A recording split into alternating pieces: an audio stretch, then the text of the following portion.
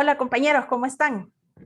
Hola, Buenos días. buenos Muy días. bien, Buenos días. buenos ¿Cómo días. están? Qué bonito que estamos todos juntos acá pues esta comisión de práctica que también ha venido trabajando, ¿no? Desde el año pasado en toda esta clase y hoy pues queremos compartir un poquito con los muchachos, con nuestros estudiantes de práctica supervisada para poder pues darles un poquito más de ese conocimiento y esa experiencia que todos tenemos en relación a la unidad que vamos a ver, que vamos a abordar, la parte de patologías ortopédicas. Yo creo que la ortopedia, y no sé, tal vez ahí me apoyan los demás, pero para mí, pues la ortopedia es una de las primeras cosas que como estudiantes vemos, ¿no? Y que eso es lo primerito que vamos a empezar a tratar. Profe Teddy, ¿cuál fue su experiencia en Panamá, perdón, bueno, en Costa Rica realmente? ¿Cuál fue su primera experiencia que tuvo? Sí, básicamente lo conecta uno con lo que es ortopedia, prácticamente es como lo que es fisioterapia, o sea, músculo esquelético, va como bien ligado, entonces es la proyección o la imagen que uno tiene cuando uno escucha la palabra ortopedia y que como que es donde más trabajo como terapeuta vamos a tener. Y sí, yo cuando comencé a estudiar, pues me identifiqué directamente con esta área, porque bueno, es muy amplia la área que nosotros vemos en fisioterapia, rehabilitación, pero yo en lo personal me identifico más con ortopedia, manipulación y todas estas cosas. Okay. ¿Y cuál es el área que más le gusta? O la articulación que más le gusta. Pues yo creo que todas las áreas, hombro, codo, muñeca, espalda, cervical, dorsal, lumbar. Bueno, en lo personal tuve un problema lumbar, una hernia de disco, entonces me identifico bastante con la parte de la columna. Ok. A ver, compañeras, también que se han dedicado un poquito a la terapia ocupacional. ¿Qué tan importante es esto de la terapia ocupacional en la parte ortopédica? No sé si Liliana quiere aportar un poquito en esto y después tal vez Ana. Bueno, yo por lo general he tenido, sí, experiencias con personas mayores, ¿verdad? Porque muchos de los movimientos los podemos realizar a través de actividades de la vida diaria. Por ejemplo, si va a ser en mano, podemos ponerles actividades de lavar, ¿verdad? Si es en pie, podemos ponerles actividades de subir, bajar gradas.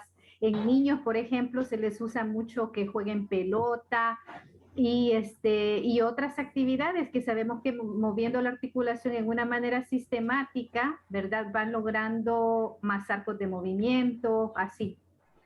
Diana.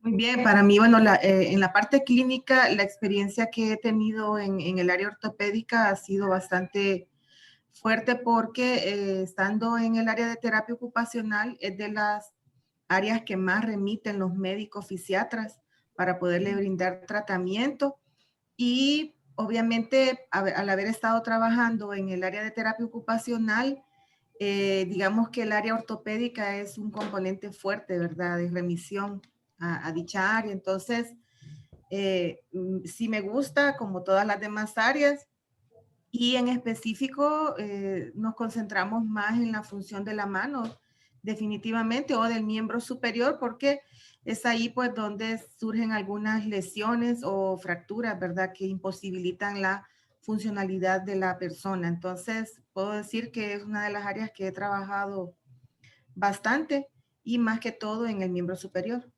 Ok, y Neri Silvia. Yo he tenido mucha experiencia en fracturas de codo, pero más en fracturas de cadera. Bueno, como saben, pues mi área es el adulto mayor. Entonces, he tenido mucha experiencia en fracturas de cadera en adulto mayor, tanto en área hospitalaria como cuando estaba en el asilo de inválidos San Felipe. Ahí teníamos varios pacientes que tenían este tipo de problema y la mayoría me llamaba la atención pues que había sido por riesgo de caída.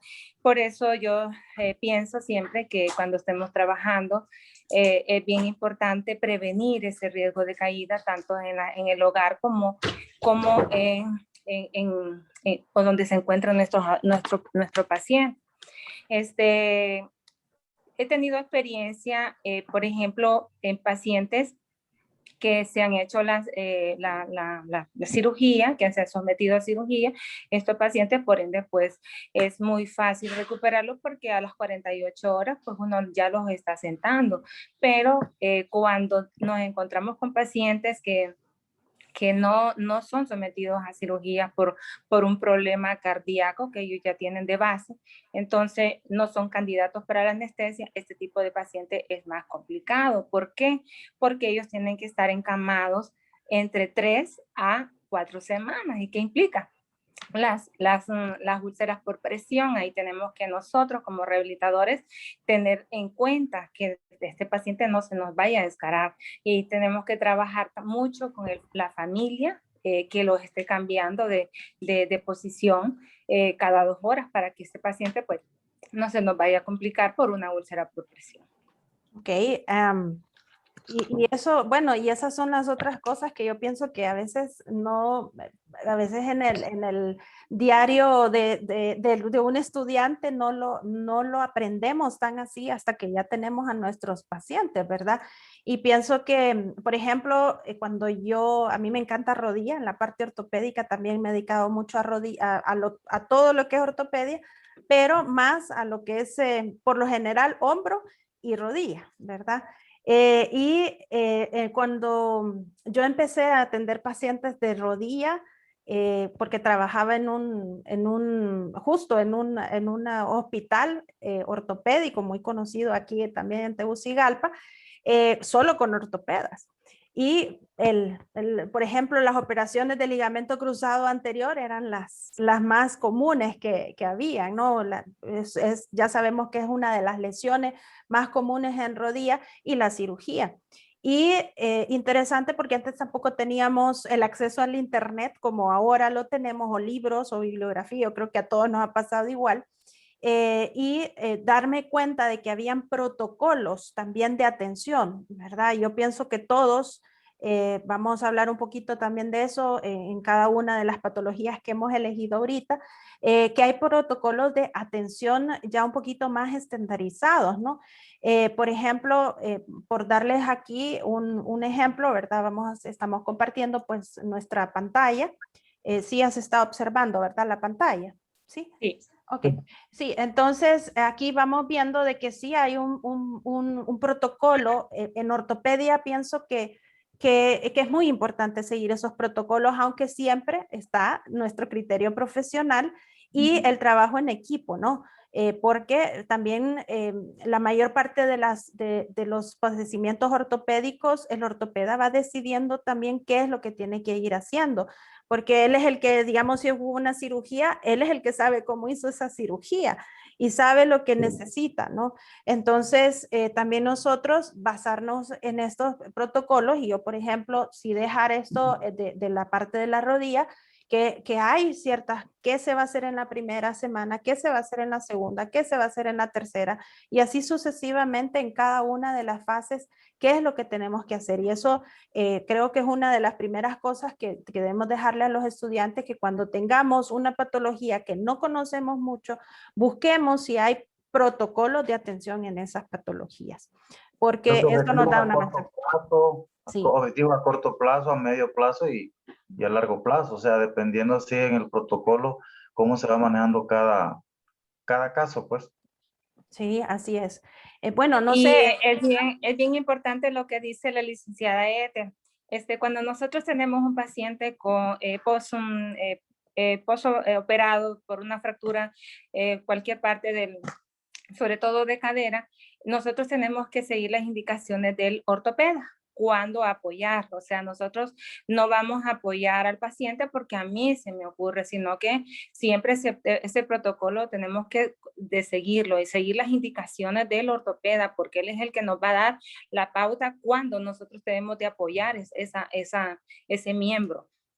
Pero mientras tanto, pues nosotros vamos trabajando al paciente para que este paciente pues no vaya perdiendo la movilidad articular y la fuerza muscular, que eso es lo muy importante. Y ya lo que es el apoyo, nosotros seguimos unas indicaciones o el protocolo del ortopeda que realizó la cirugía. Sí.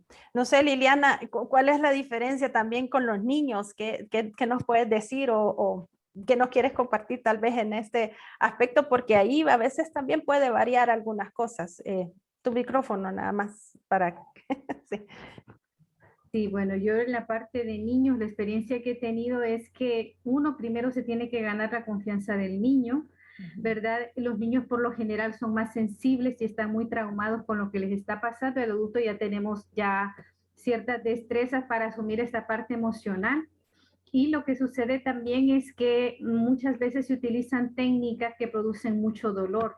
Y la verdad que para la rehabilitación y la movilización de la región para ganar arcos articulares, no tiene que producir dolor la técnica. Hay técnicas específicas, ¿verdad? Como la iniciación rítmica, por ejemplo, que es una técnica muy dulce que va ganando arco articular. A mí me sucedió con un adulto que le habían estado haciendo ciertos ejercicios y le dolía bastante. Y entonces le digo, no te va a doler. Y le hice la iniciación rítmica, este otro tipo de técnica, no le dolió y ganamos más arco que con los ejercicios dolorosos. ¿Por qué? Porque cuando hay dolor, el músculo, ¿qué hace? Tiende a defenderse y se contrae. La contracción. Entonces, ¿qué sucede? Hay un rebote y, ¿cómo se llama? Aparte de que producimos dolor, producimos trauma y en niños todavía es peor. Tuve el caso de una niña que lloraba en la noche y se despertaba porque no quería que le hicieran la terapia. Entonces, se ha tenido que ganar de nuevo a la niña a través del juego. Le digo, no te va a doler. Se preparan primero los tejidos, como con compresas frías o calientes, dependiendo de la etapa que está, el masaje y después los movimientos, ¿verdad? Que le vamos a ampliar arco articular y después con movimientos a través de terapia ocupacional de juego, que ella misma va ampliando sus arcos articulares, ¿verdad? Ok, sí, es bien interesante esa parte psicológica del dolor, ¿verdad? En esto, sí, sí. El adulto igual. Sí, el adulto igual, sí, pero sí, con el niño tiene más miedo y si ha venido de una cirugía, o sea, bueno, que ese es otro punto también psicológico que es muy importante que lo manejemos como terapeutas. Sí, profe Teddy. No solamente también mencionar lo que decía la Liliana, la preparación antes de hacer una movilización específica. También está jugar, dependiendo la tracción, un poquito de tracción articular, tracción manual, articular, antes de ir a la movilización. Sí, eso relaja, de hecho, ¿verdad? No, bueno, a mí me pasó una experiencia, se las comentaba antes de grabar todo esto. Cuando yo empecé, que todavía conste, me había formado empíricamente, estaba en Teletón trabajando y mandaron, es muy típico que manden ejercicios pasivos, ¿no? Lo que hablaba Liliana.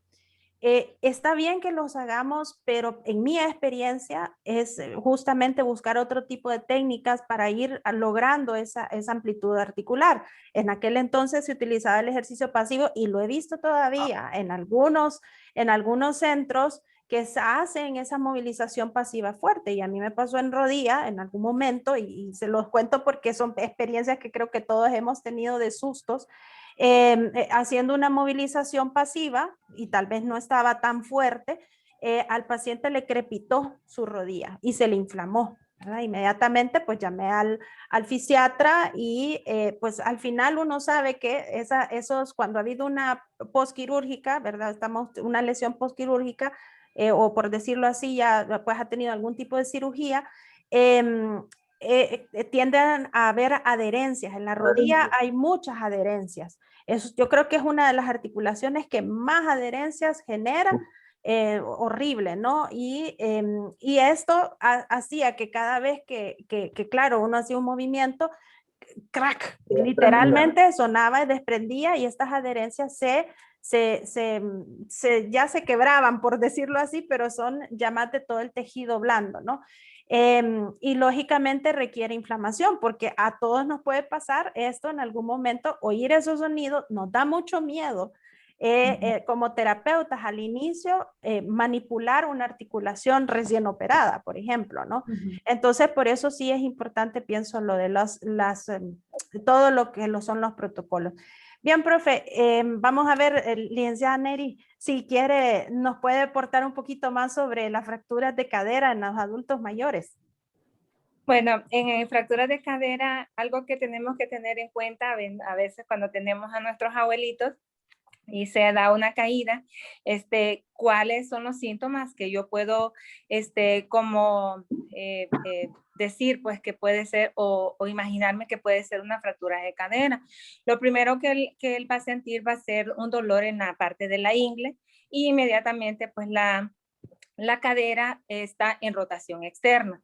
Esos son como unos tips para que nosotros, pues, si estamos en nuestra casa, nuestros abuelitos, qué sé yo, o de repente, pues, un paciente en el centro de rehabilitación se cae y esos son como los primeros síntomas y yo puedo imaginarme, pues, o sospechar de que puede ser una fractura de cadera. Para que este paciente, pues nosotros no lo toquemos por ningún motivo. Yo siempre digo, nunca toquemos al paciente si no tenemos un diagnóstico previo. Porque si vaya, por ejemplo, se cae nuestro abuelito o estamos en un centro de rehabilitación y se cae un adulto mayor y nos van a llamar de repente, pero nunca toquemos a este paciente si nosotros pues no tenemos un diagnóstico previamente. En cuanto a las fracturas de cadera, bueno, las más comunes pues son las del cuello, las del cabeza del fémur y la intertrochanteria, que son en medio de los dos trochanter, mayor y menor. Esas son las más comunes. ¿Y por qué se dan estas fracturas? Vuelvo a insistir, pues por caídas. Esto pues es bien interesante porque nosotros como rehabilitadores deberíamos de tener un programa de prevenir riesgo de caída en adulto mayor, tanto en la casa como una rutina de ejercicio para poder prevenir este tipo de caídas, porque las caídas en adulto mayor, pues la mayoría terminan en fracturas de cadera. No sé, ¿algún otro comentario? No, yo pienso que por ahorita estamos bien. Ya después tal vez abordar un poquito, pues cuando hay también los reemplazos de cadera, ¿verdad? Que los estamos viendo pues un poco acá. Bueno, este es de una artrosis, realmente esta que es otro de las patologías muy comunes en adultos mayores, las artrosis de cadera, donde tienen que hacer un reemplazo, ¿no? Total de lo que es la articulación como tal. Ahora es una cirugía bien, igual con la fractura, ¿verdad? Y ahora es una cirugía bastante rápida, diría yo, y en el asunto de que lo paran casi inmediatamente, ¿verdad? O sea, el paciente tiene que estar caminando porque es una de las formas que más rápido va a recuperarse y que sabemos en un adulto mayor se pierde alrededor del 8% de la masa muscular en una semana cuando está hospitalizado. Entonces, tenemos que ponerlo en movimiento como muy rápido y lógicamente seguir las recomendaciones del ortopeda, ¿verdad? Profe Ana, tal vez usted nos habla también un poquito de la mano, cambiemos un poco a otro lado. De cadera a mano. De cadera a mano, sí. Generalmente con nuestros estudiantes siempre comentamos patologías que son las más frecuentes en la clínica, porque eso es lo que nos vamos a encontrar en nuestro diario vivir como terapeutas, pero en este caso elegí pues compartirles la experiencia un poco acerca de las tenorrafias, que gracias a Dios no son tan frecuentes, pero sí nos llegan a nuestra parte clínica y generalmente las más comunes son las de tendones flexores, por ejemplo. Esto puede ser debido a una cantidad de situaciones, ¿verdad? Más que todo lesiones, injurias directas sobre la mano que nos pueden lesionar diferentes partes, topográficamente hablando en el mapa de la cara palmar.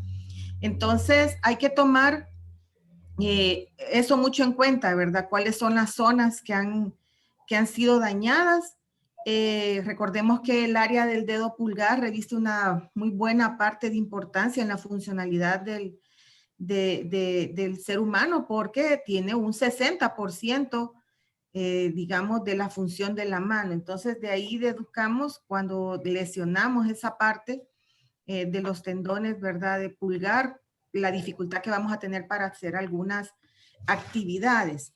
De ahí, otras cosas a considerar son, por ejemplo, la etapa en que estamos trabajando a ese paciente. Si estoy yo desempeñándome en un hospital y tengo el acceso a la parte posoperatoria bien fresca, porque pudiera ser que el médico me llame como terapeuta ocupacional o como terapeuta funcional y decirme, bueno, necesito una férula en flexión para poder proteger esa cirugía que acabo de hacer, ¿verdad? Entonces ahí el terapeuta funcional realiza ese tipo de ferulaje como el que están viendo en ese momento, que es para mantener los tendones pegados en la posición que él los ha dejado, y vamos a respetar, por decirlo así, la cicatrización o las etapas de cicatrización que en este caso requiere la cirugía de tendones. Hay una cicatrización extrínseca y una cicatrización intrínseca. Nosotros nos vamos a fijar muy bien en este proceso de evolución de la cicatriz que se va dando, y ahí es donde hay días específicos que vamos a respetar y vamos a analizar muy bien para poder hacer nuestras actividades. En la cicatrización extrínseca, por ejemplo, es por encima, ¿verdad? Donde se está produciendo tejido, se va regenerando tejido, pero lo intrínseco es la capacidad propia del tendón de poder regenerarse, y eso tarda un poquito más. Podemos identificar también etapas en días, que es otra cosa. De 3 a 5 días, la etapa inflamatoria es muy grande y es muy importante abordar esas, digamos, esos aspectos, ¿verdad? Está edematizado, hay hematoma, es decir, voy a respetar esas características y voy a poner lo más crioterapia y no voy a poder hacer mucho en esos 3 a 5 primeros días, ¿verdad? El médico, como ustedes lo manifestaban en las otras cirugías, también nos va dando la pauta de cuánto podemos ir realizando. Pero, por ejemplo, desde el primer día hasta el 21 días, después de la intervención, casi todo es pasivo. Hay esta protección, el objetivo es proteger el tendón o la cicatriz que va generando a raíz de la cirugía, y eso es lo que más se está cuidando en los primeros 21 días. De ahí a los siguientes 15 días más o menos, ya se puede ir colocando algún tipo de electroterapia como el ultrasonido. También ahí es donde ya podemos intervenir más con la cicatriz, ¿verdad? Proporcionando un masaje antiadherente de la cicatriz para que no se vaya endurando, por decirlo así, y que después tengamos una mano que no podamos utilizar. Pueden seguir las movilizaciones pasivas, pero ya podríamos ir como probando esa funcionalidad de la mano. Y cuando hablamos de la fuerza muscular, no es que voy a ver en peso lo que está realizando, sino que es más con el movimiento y es más con actividades, viendo esa intervención que va teniendo o esa mejoría que va teniendo la función en sí de la mano.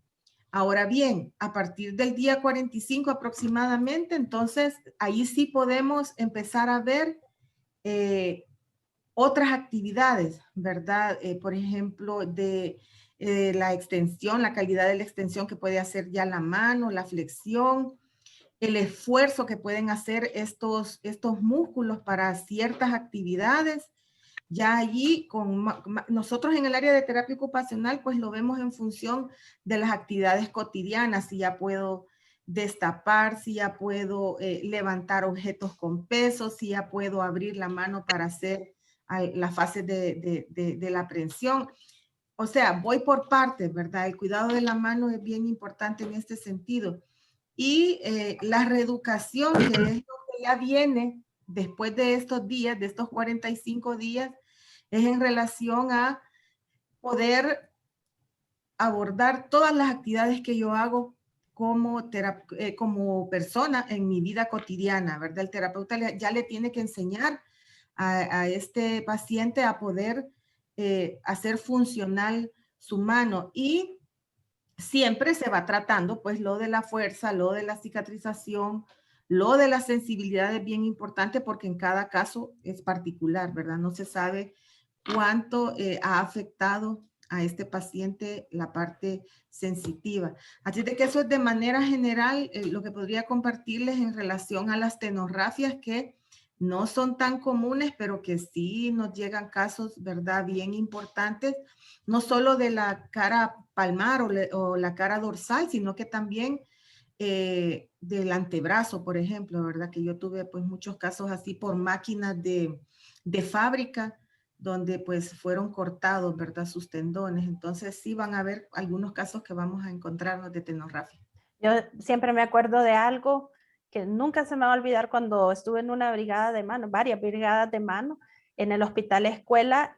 Siempre nos decían los terapeutas que venían, siempre es imposible, si era de flexores, no hacer extensión. Eso es una de las primeras, sí, una de las primeras recomendaciones para que nunca se les olvide, y por eso las férulas son no hacia flexión, porque hay que cuidar la tenorrafia, pues suturan, ¿no? El tendón, entonces al hacer un movimiento hacia extensión puede generar pues otra ruptura. Entonces me acuerdo siempre de eso, ¿verdad? Y por eso vimos en el video también las movilizaciones pasivas, cómo se realizan. No se hacen movilizaciones pasivas hacia la extensión, se hacen hacia la flexión, ¿verdad? Para mantener ese momento. Profe Teri, ¿qué nos tiene de las cervicalias? Cuéntenos.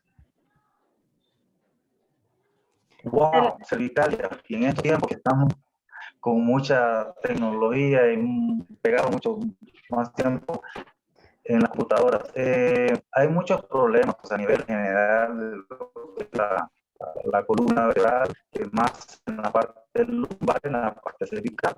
La parte cervical también es combinación con la parte de hombro, la parte Profe, de permítame, profe, tenemos problema de audio, fíjese, no sé si solo soy yo o los demás también. Sí, el audio no está claro. Ok, miremos ahorita. Pero... se oye como una interferencia. Ahora. Sí. Siempre se oye como interferencia. Pues no sé. La señal pareciera. Bueno, continúo, no se escucha bien. Se escucha un poco entrecortado, pero si habla despacio quiero que se va a escuchar bien. Ok, mencionaba que sí hay muchos problemas a nivel cervical. Y también será una combinación con los dos músculos que están ahí adyacentes en la parte de la escápula, la parte, bueno, los músculos romboides, todo lo que son de la cintura escapular. Hay un factor, o sea, se puede trabajar directamente con una cervicalia, todo lo que son los músculos paravertebrales del área. Pero también se da el caso de que hay una combinación con una cervicobraquialia. Y aparte del brazo, se da incluso el antebrazo. También se han dado los casos, hablando más un poquito de la parte del síndrome del carpo, que hay una combinación de toda la musculatura cervical y de la parte escapular también.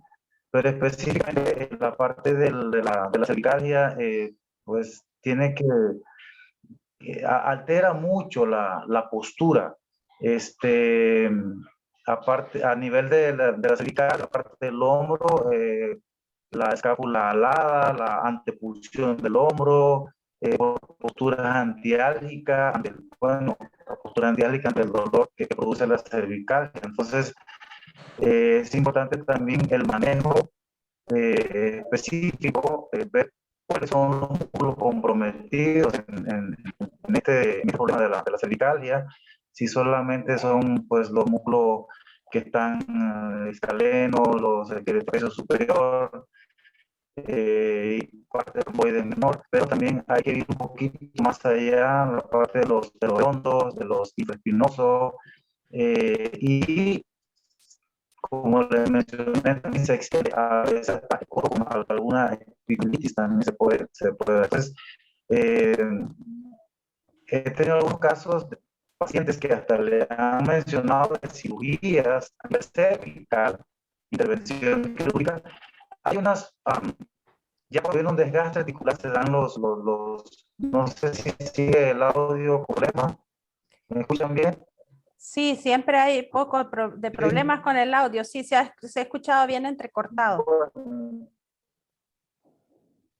Bueno, entonces, ¿qué problema sí, el manejo de la cervical,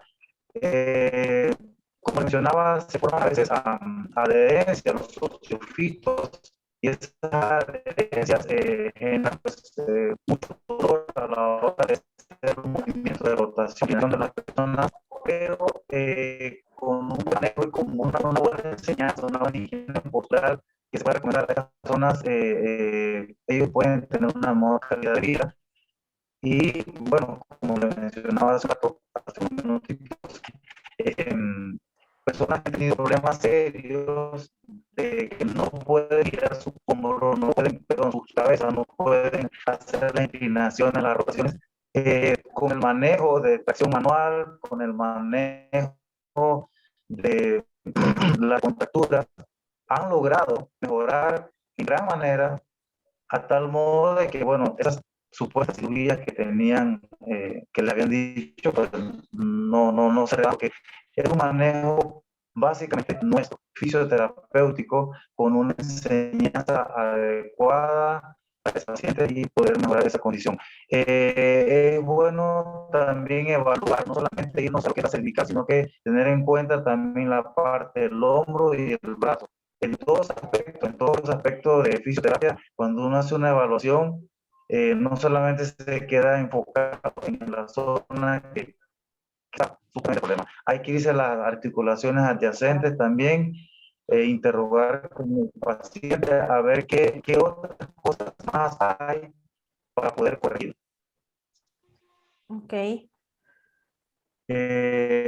Básicamente eso, siempre va a ser, como todo tratamiento fisioterapéutico, puede disminuir el dolor, mejorar la funcionalidad del cuello, en el caso del hombro, mejorar la condición de funcionalidad y pues también en su momento pues ir viendo cómo se incorpora esa persona en la actividad de la vida diaria de la mejor manera, funcionalmente. Ok, gracias, profe. Liliana, ¿qué nos tienes de contar con niños o qué caso nos trae o qué patología? El micrófono, Lili. La verdad es que el área que he trabajado bastante más, digamos, bueno, todos hay niños, ¿verdad? En todos los miembros y todos los lados.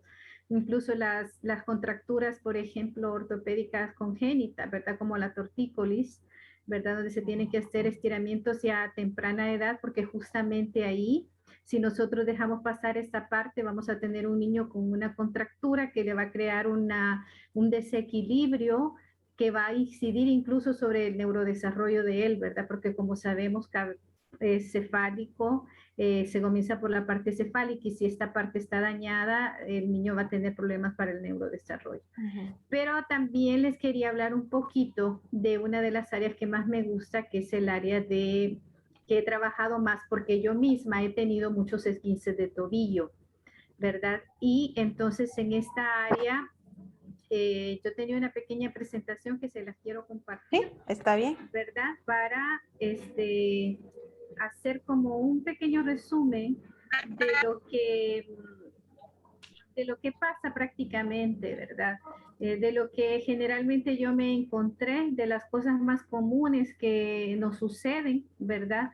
Y que en este caso son los traumatismos más comunes de tobillo, ¿verdad? Los esguinces, donde aquí rápidamente tendríamos que recordar, ¿verdad? Que hay los ligamentos, que son justamente los que vienen con la injuria en esa región, y que hay 3 tipos de esguince: los del grado 1, que son los ligamentos que solamente se estiran y es una lesión leve, que puede mejorar un poco con estiramientos suaves y lógicamente con un poco de reposo, y acordándonos que en las primeras 24 horas solo hielo. Si ponemos calor, vamos a provocar un derrame, ¿verdad?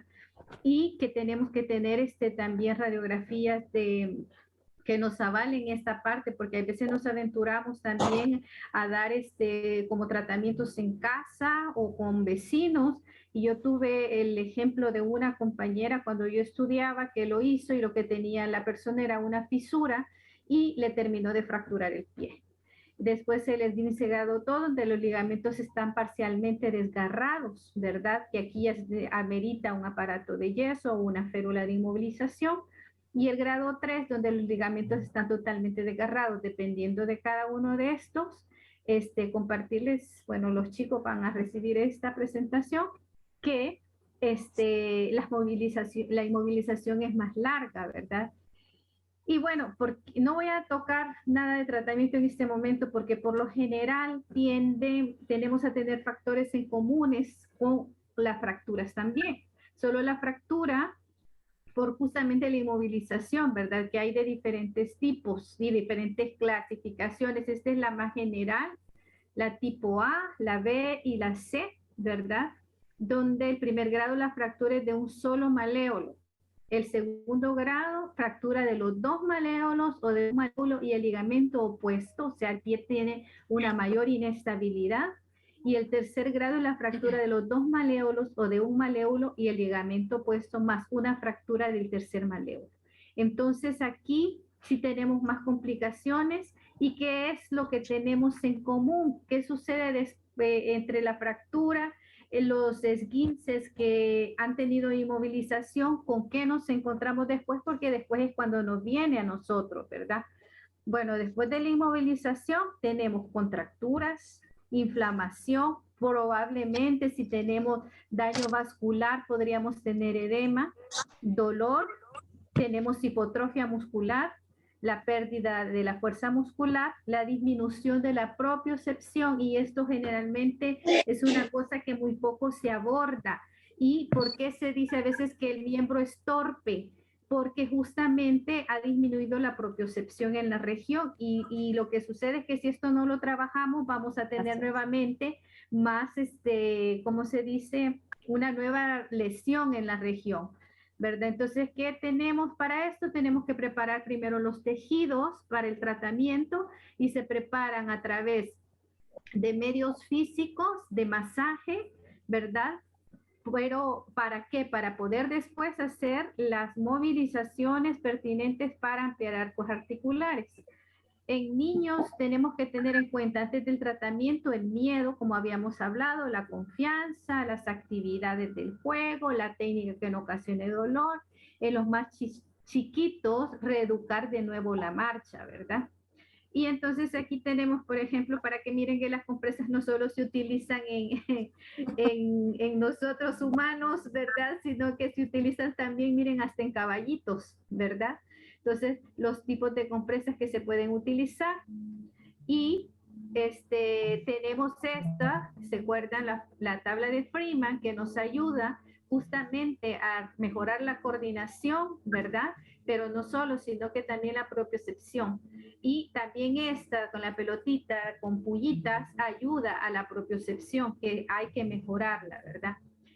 En los ejercicios tenemos diferentes técnicas, y tenemos que tener claro que los ejercicios nos van a servir. Esto es un recordatorio, chicos, de lo que ustedes ya vieron. Ampliar arcos articulares de todas las articulaciones, lograr desprender adherencias y que la fascia que deslice con respecto al músculo por debajo, porque si no vamos a tener limitación al movimiento, y la fuerza muscular y la coordinación. Si ustedes se fijan, aquí tenemos, ustedes ven, no estamos trabajando tobillo. Es ¿por qué traigo esta fotografía? Nos olvidamos del metatarso, nos olvidamos de los dedos. Si los dedos están rígidos, no vamos a tener una buena marcha, porque los pulpejos de los dedos se agrapan en la marcha, ¿verdad? Al suelo. Y aquí tenemos diferentes ejercicios que vamos a hacer dependiendo la región o dependiendo lo que queremos ganar de fuerza muscular. Las TheraBand, se recuerdan. Y en el área hospitalaria, cuidado con la caída del pie, las contracturas cuando están encamados, la movilización de cadera activa y en dedos pasivos cuando es tobillo. Y las cargas de peso graduado con el ortopeda, ¿verdad? Después hay otras patologías ortopédicas que son menos frecuentes, pero esto es con lo que generalmente nos encontramos más en los centros de rehabilitación o en el hospital o cuando nos piden un consejo, ¿verdad? Bien, gracias. Y yo solo para finalizar también, pues hablar un poquito de, sobre todo de rodilla, aunque esto sí es algo que no lo vamos a abordar, digamos, solo ahorita, ¿verdad? Y que va muy relacionado también con lo que los esguinces y todo esto. Generalmente cuando hay un problema de rodilla va a haber un problema en pie o en pie, rodilla, a veces cuando son traumáticos las lesiones, ¿no? En cualquier lado de nuestro cuerpo, pero sobre todo en miembro inferior, va a repercutir en una articulación u otra. De hecho, ¿verdad? Si no estamos marchando bien, no estamos caminando bien, nos puede repercutir a nivel de nuestra columna vertebral, ¿no? Entonces, todo esto lo tenemos que ver y, por ejemplo, pues en el caso de los ligamentos cruzados en general, ¿no? Que es el más común, como hablábamos al inicio, permítanme, vamos a ver. Siempre es importante saber y debemos de conocer qué tipo de cirugía se hizo al paciente, porque hay diferentes técnicas. Y aquí en la reconstrucción del ligamento cruzado, pues se sustituye ese ligamento con una parte de un tendón de uno de los músculos, ya sea del cuádriceps o de alguno de los hamstrings, generalmente el semitendinoso, semimembranoso, que son los más fuertes, y esto es lo que hace que pues sustituye, ¿no? Cuando hay una ruptura, como lo está mostrando ahí el video, ¿no?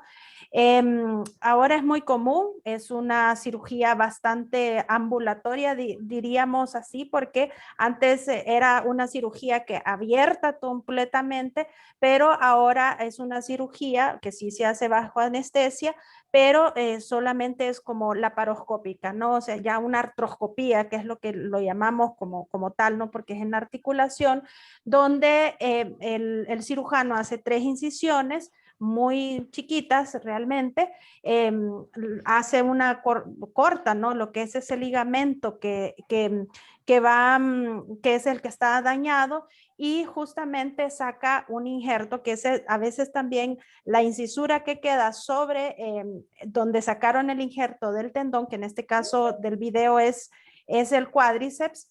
Entonces vamos viendo que también ahí se puede crear adherencia. No solo pensemos en el ligamento, sino que en toda la articulación e inclusive en la marcha también en general. Y ahí pues se insertan esto, ¿no? Para que pues el paciente pueda volver a tener un ligamento.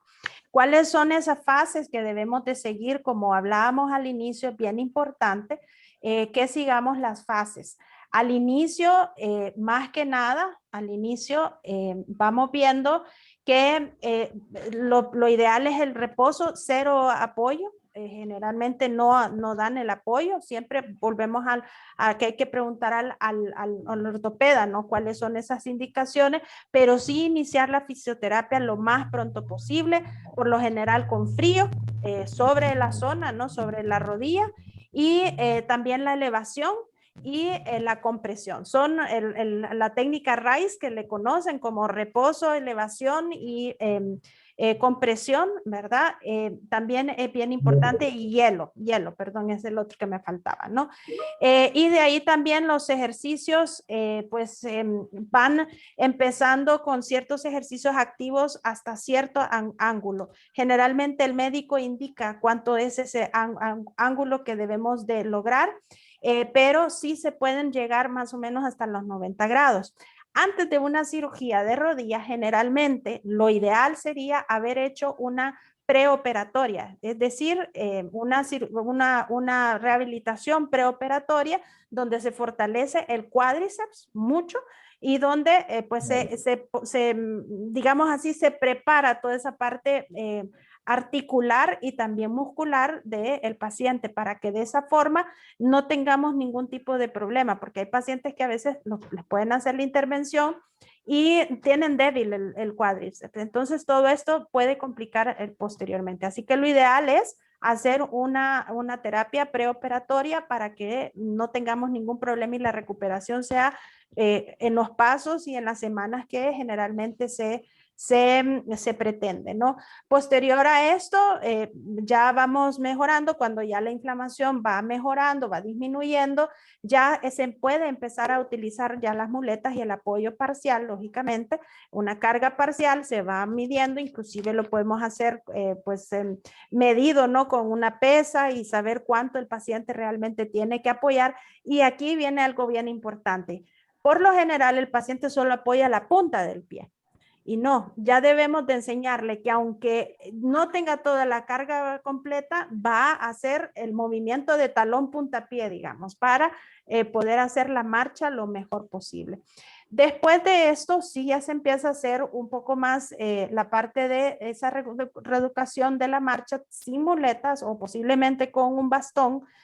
Puede ser también con un bastón canadiense, dependiendo del paciente, dependiendo de la edad, dependiendo de la lesión, de todas las indicaciones, para que sí se pueden empezar a hacer entonces también ejercicios de flexión.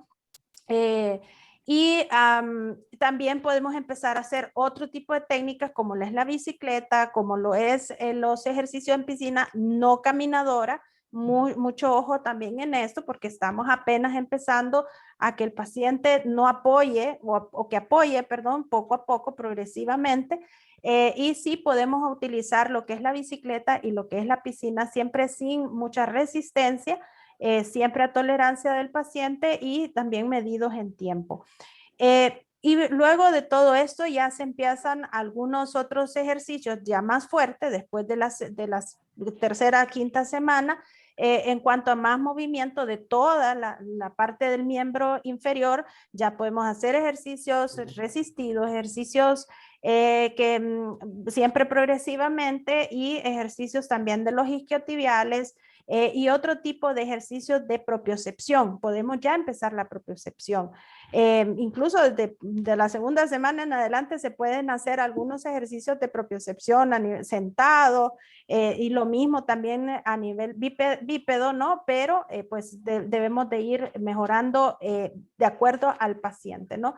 Y por consiguiente, poco a poco, ya entre las 5 a 6 semanas, sí se espera conseguir un rango casi ya completo de la rodilla, que es de hecho ya más de los 90 grados, porque recordemos que el ligamento tiene que ver mucho en la flexión, ¿no? Entonces, por eso las primeras semanas se cuida. Igual que en las tenorafias, tenemos que cuidar que no se extiendan. Aquí también tenemos que cuidar que no haya mucha flexión, porque podemos entonces romper esa cirugía, ¿no?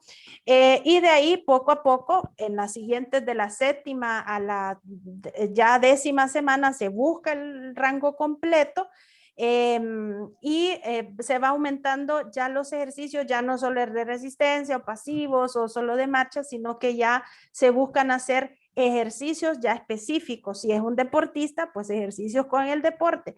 Si es una persona común y corriente que tal vez no haga ningún tipo de actividad, pues sí que suba gradas, que baje gradas, por ejemplo, marcha lateral, sí que aprenda también cuando uno pues va caminando, uno hace ciertas uno desacelera, perdón, digamos, si uno va más rápido y después desacelera.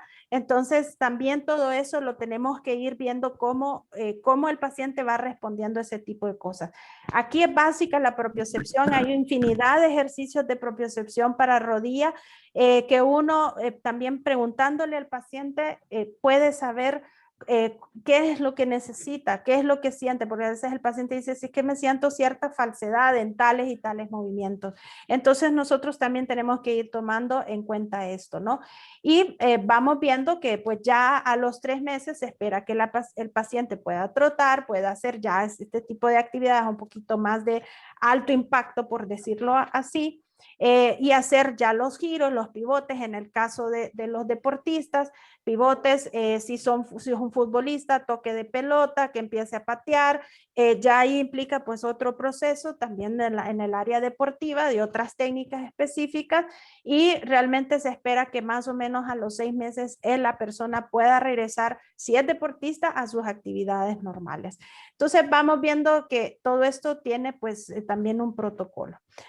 Así que eso era más o menos lo que pues yo tenía un poco planteado, ¿verdad? En cuanto a rodilla y bueno, ya creo que ya hemos terminado este conversatorio, ¿verdad? Creo que fue hemos aprendido también entre todos y pues esperamos que también sea de provecho pues para nuestros estudiantes. Así que algún mensaje final, profesores, Neri, Silvia. El micrófono, Neri. Para finalizar, espero que este conversatorio que hemos tenido pues sea de mucho aprovechamiento para los estudiantes. Lo hemos preparado pues especialmente para ustedes, dado pues que en esta semana son las patologías ortopédicas.